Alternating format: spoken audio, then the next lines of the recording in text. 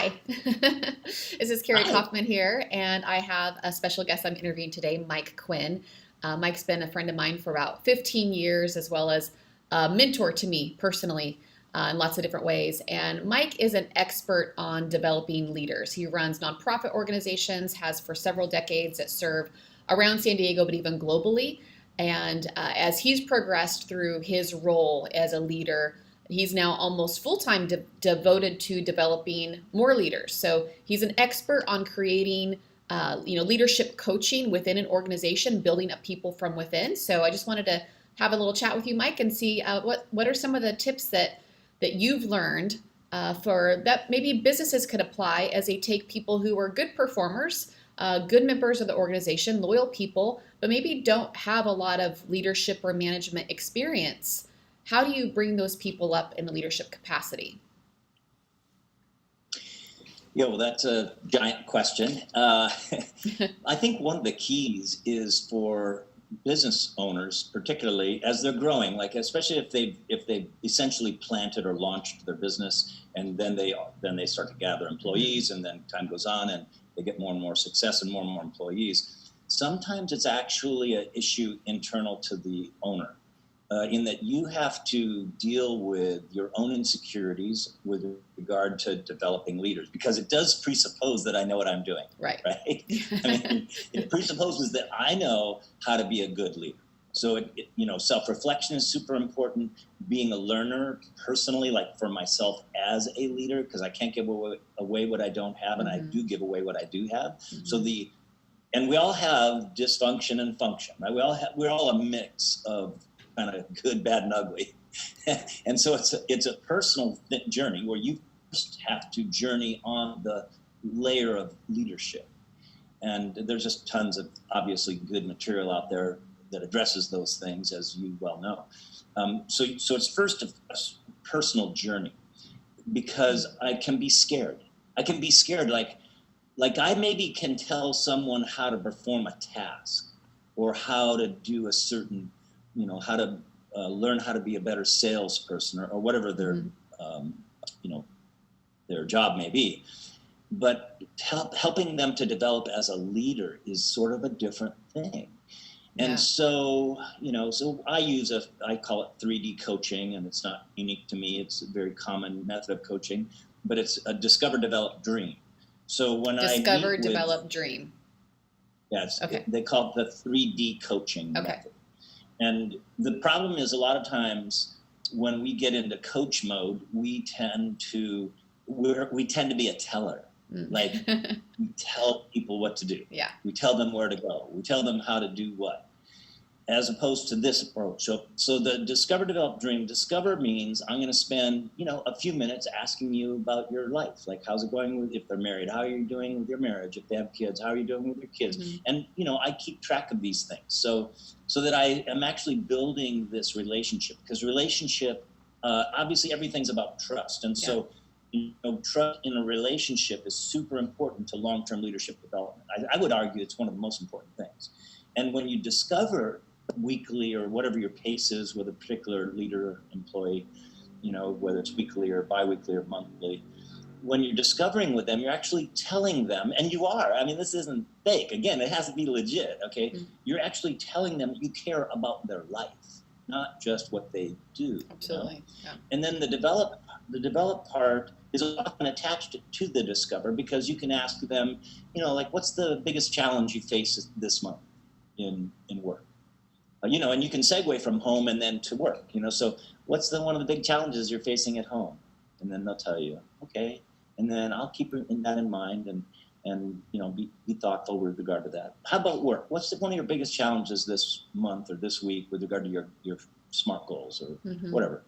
And then you segue into the development part. So you're really scratching where they itch. And then you, as the leader, though, you have to listen to them, of course, and care about how they perceive their world. But you, as the leader, you have the 30,000-foot view. So you have to be persuasional. I call it persuasional leadership. Mm-hmm. Where you have to be persuasional in the development part, so that they're developing also not only in ways they see, but in ways you see. And that's the develop part. Okay. And then So if you is ask them what what? some of their big challenges are, and you have observed challenges, right, for them, you've observed what their challenges are, those might be different, what they think their challenges are and what you see their challenges are. Is that what you're saying? That's right. Okay. Yes. So you kind of got to Yes. bridge the gap and get them to see what you see. Yes. Okay. Yes. I use three terms. Two of them are very common in leadership, graduate work, and all that. One is called transactional leadership, which is very, transactional, obviously kind of speaks for itself. It's sort of top down. It's sort of tit for tat. It's, whatever. It's almost coercional leadership, which I'm not a fan of. So, I mean, sometimes you have to be rather direct, okay? But transactional leadership always has to evolve into what they call transformational leadership. And that's where the person is acting like an owner. They're acting like they're acting like they are a part of everything and they get it. And there's a lot of trust there and all that. What's not given a lot of attention to is how do I get somebody, that I'm leading from transactional leadership to transformational leadership? And I call this persuasional leadership. And if you apply what I said, the 3D approach, which is discover, develop, dream, you're always persuading them to act like an owner, act like a partner, and so that they see the world this way. Huh. So how do you bridge that gap if they don't see what you see? And maybe they don't realize a problem, like as one of my mentors said, you can't see when you got toilet paper stuck to your own shoe. It takes an outside perspective to see that. Any tips on how to transition that conversation to get them to understand without going into telling or criticizing mode? Yeah, well, I would encourage people who are watching, it goes to values of your business. Okay, so one of our core values is, well, one of them is do it together, and then the other one is make it better. Okay, so if in my world, making it better is a part of what it means to be involved in my nonprofits. Yeah. And so with that set up, you have to have then, again, it comes back to this persuasional leadership where you see the person that's put the paper on their shoe and you ultimately get there, but you have to build trust to get there. So consistency of meetings, consistency of making it better both ways, by the way, in terms of leadership. Like, I want to make my employees feel safe to actually critique me. So I'll often ask the question, is there anything you see in the way I'm leading or the way I'm trying to help you that's kind of jacked up or, that isn't good? So then that bridges the question for them to actually ask you. Right. That's the perfect place. Yeah. And then you want to tell them, again, you kind of sandwich it. You're doing this really well. This needs some work. You're doing this really well, right? So you kind of sandwich everything. Again, persuasional leadership, because, and the more trust you have, the more relationship you have, the more you can be courageous enough and truth-telling enough to actually get legitimate change as much as possible. Right. That's awesome. Are there any common mistakes that you've seen when you've observed other leaders trying to develop the next person, their successor perhaps? People doing it wrong. Well, of course. And I've been doing this long enough to have done about everything wrong you can do. So I'm an expert on wrong also. Because, as you said in your introduction, I've been doing this for decades. Thank you very much. Only just a couple decades. Yeah. No, but I mean, I've made all the mistakes. When I talk about what I know, it's also telling you what I had to learn because I didn't do it this way. Sure. Like, there was a time in my life and in my career path where I was quite transactional. Once upon a life, I was in the Army during the end of the Vietnam War. So, when you have that as your background, as a young man in my case, young woman, young man, you can, especially now in those days. Now, the military has grown a lot in the regards we're talking about. Having said that, I was cut from a cloth where you kind of tell. Leaders tell. Yeah.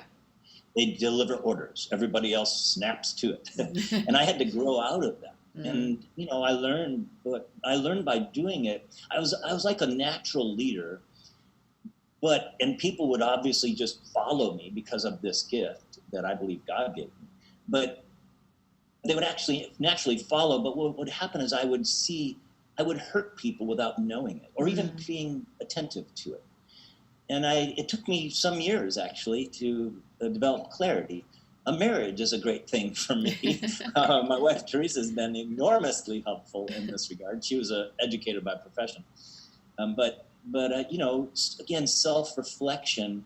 A lot of times, if you aren't walking in the self-awareness, there's dead bodies behind you. Your business could be growing. Right. You could be making millions upon millions of dollars, but you're leaving dead people behind you. You're leaving carnage, hurt people behind you. And I get in any organization over a protracted period of time, you simply are going to have people that get wounded for different reasons. Some your fault and some not. Yeah. Some their fault. Yeah. But I had to learn how to be more and I have to do it. I mean, I have to do it all the time. Like I have to do it every day. Yeah. It's not something you get away from. Yeah. Now we're in a unique situation, obviously, right now as we're talking. Reason we're doing this via Zoom, right? We're all on, lockdown, so to speak, together. Anything specific to this time? Like you're leading, tons and tons of people all in a virtual environment now, which is new for you. Anything specific that you're doing in leadership development in this current environment? Well, it's interesting environment. There's so many nuances to it that are important. One is, of course, younger staff and people that we interface with tend to be much more adept at being online, if you will, than someone older.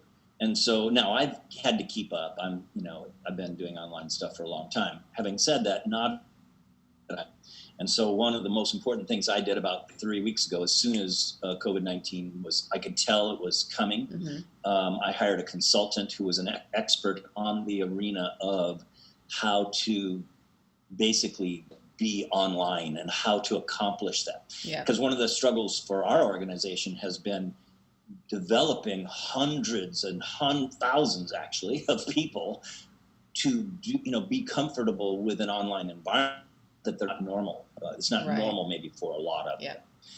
And one of the keys in this environment, particularly because of the fears associated with it, is the continuing and the consistency of relationship building, and because they're scared and they need care.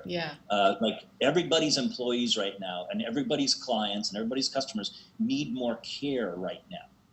That's a given. So how are we as leaders facilitating that care? And that has been an enormous workload that's not really normal like in the last month or so. I mean, like none of us were ready for this. Right. You've got to try 10 times harder to maintain the level of relationship and interpersonal care than you would if you could, see somebody walking down the hall and have your regular meetings. Exactly. And some people, depending on their disc or their Myers-Briggs or how they're wired, by God or whatever, some people naturally see, I guess I would say, the need for connection and the power of everything we've been talking about up to this point. They get that, and others don't necessarily see the necessity of it. Right. Especially in COVID-19 world. They can become reclusive and not very caring because they're scared. Right. And overwhelmed. Okay? It sort of depends on if you're dealing with your clients or your staff. Right. Okay, so we're just being attentive to that on both those levels, which I'm sure all your business owners, they have staff, but then they have clients. Yeah, I've been encouraging all my clients, make a list of what are the most important relationships that you have right now that you absolutely need to get you through this time. You need them, they need you. And the plan for each could be individualized. How you're reaching out to certain employees or customers or other suppliers or strategic alliances. It's all relational. You have to have a plan for each one of them that might be unique. Years in the last few weeks, obviously, I do it every time. I do it all the time anyway. But I have ramped up that just to get best practices because remember, one of my core values is make it better. But one of the things that we've many of us have been talking about is that all of our employees, all of our staff are actually applying for the future position. Right. In other words, I'm confident, mine already has, we've had a contraction in staff. But even those staff that you keep, you have to see them, and you don't want to say this to them because you don't want to scare them. I'm just saying, is going to hit us in about 2.5 months when the whole SBA thing gets done, and we return to quote normal, whatever that's going to look like. So it's important for owners to be watching their staff and their teams and even their clients, whatever, as to who they'll ultimately keep. Like as an organizational leader, I don't know what the capacity of the various listeners would be, but let's say they're doing $20 million a year, whatever. What are their goals? Who's going to take them, of their staff, who's going to take them from 10 million to 20 million? Because that's, obviously I'm in a nonprofit world, so it's a little bit different. Right. But in a for-profit world, you have to think like this right now. Now, Jack Welch would tell us that we always have to think about this every year. Right. He's his old deal, right? And I'm not endorsing that or saying whatever. I'm just saying right now that is a real issue. Yeah. Because you're likely, many of the listeners to this are going to contract in order to expand. Yes. And that's brutal. And it takes great courage and great care. Absolutely. And great candor. Yeah, I've had a lot of clients face that, thankfully. For the most part, I think about as positive as it could possibly go because of the care in the relationship that was poured into those relationships up until now. Yes. Where their employees are supportive and understanding and wanting to do what they can to support the business, or even if it means they're reducing their hours or whatnot. So that's a great sign that you've already had great leadership in place, but it's never too late to begin. I think now is a great opportunity for leaders who have maybe not invested in their staff in the way that they wish that they would have up until now, that now in a time of crisis, uniquely, we have an opportunity to make a huge impression, make a big impact on somebody's life, and hence, their loyalty and productivity and all those other benefits that come along with having earned that. Yeah. So. When it goes well, it's wonderful. If I could address when it doesn't go so well. Yeah. For a minute. Because I've had to let one particular staff person go, and it was kind of brutal. And part of it was my fault, part of it was his fault. But when you go through that experience, you have to, again, self-reflection is super important. So you have to be comfortable with the truth. But you as the leader, you're going to know more about the truth than the employee, okay? So don't lose your mind there. You can lose your mind right there. There are always lessons when you have to, let somebody go. But, as you carry yourself with character and, compassion and courage, as you lead this way, you have to say to yourself, you have to let yourself off the hook. You have to say, okay, I like to give myself a grade.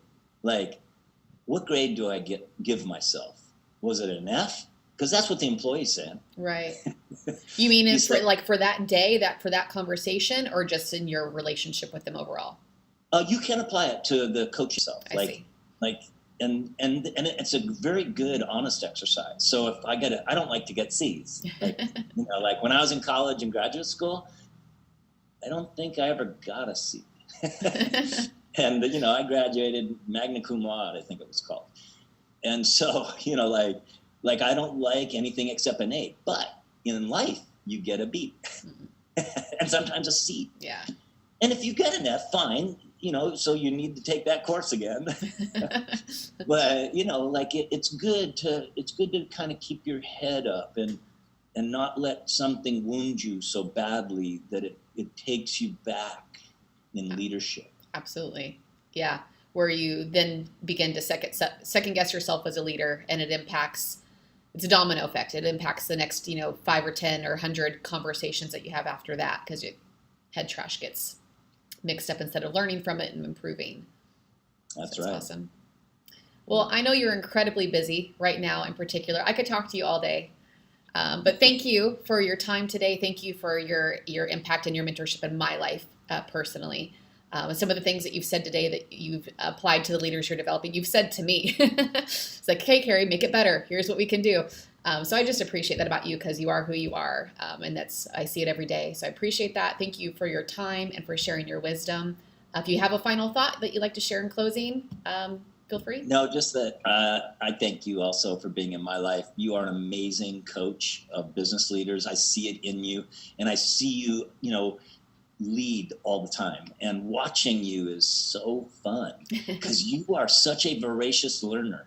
And all of your leaders you're developing, that's the deal, right? They have to be voracious learners, and they have to be willing to take courageous steps to change how their leadership style is. So that they're developing their whole life long. And when they get to the place of handing off their organizations to someone else, that's the sweet spot where we've actually developed this person that's not a mini you. They're not like in my case, mini Mike. Yeah. They're who they are, but you have helped them and you have put your fingerprints on them, and they will carry on the business in the direction that is awesome because you've led well. And that's my encouragement to all the people listening. Awesome. Well, thanks so much for your time again, and have a great day. All right, you too. Take care. Bye-bye.